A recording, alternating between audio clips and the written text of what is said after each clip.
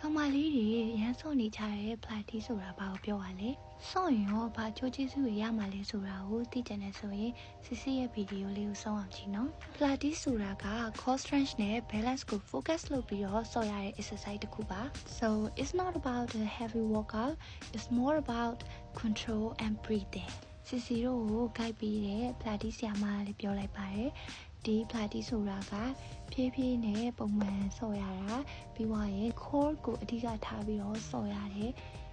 exercise တစ်ခုပေါ့နော်ဆော့နေတဲ့အချိန်မှာလည်း stress တွေရော့ပြီးတော့ပေါ့နော်စိတ်အေးချမ်းနေတယ်လို့မျိုးခံစားရတယ်ပေါ့နော်ဒီအကြောကြီးဆိုလို့ရှိရင်လည်း तू ကထိတဲ့နေရာကိုပေါ့နော်လုံးဝ तू ကထိမိမိကိုထိတာပေါ့နော်ပြီးွားရင်တော့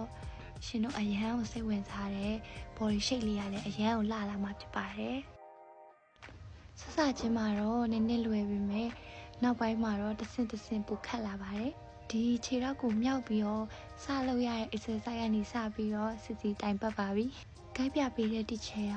ကတေချာနဲ့စိတ်ရှိရှိလေးရှင်းပြပေးပြီးတော့ဒီလိုမျိုးစစ်စီမသိတဲ့ဟာတွေမှားနေတဲ့ဟာတွေဆိုလာထိမ့်ပြီးတဲ့အတွက်ကြောင့်မလို့စစ်စီပို့ပြီးတော့ကောင်းကောင်းလေးပို့ပြီးတော့စောင့်နိုင်ခဲ့ပါတယ်။အစတော့တယောက်တည်းစော့မယ်လို့စဉ်းစားထားပေမဲ့တေချာပြန်စဉ်းစားကြည့်တော့ကိုယ်တငယ်ချင်းတွေနဲ့ group နဲ့စော့တာကပို့ပြီးတော့ပျောက်ဖို့လည်းကောင်းပါတယ်။တယောက်တည်းဆိုလို့ရှိရင်ပြင်းမှုကောင်းနေမှာပေါ့နော်စီရကြတော့တငယ်ချင်းရောအမရောပါတာမို့လို့ရီလဲရီရတယ်ပြောဖို့လည်းကောင်းတယ်လုံးဝမပြင်းရဘူးပေါ့နော်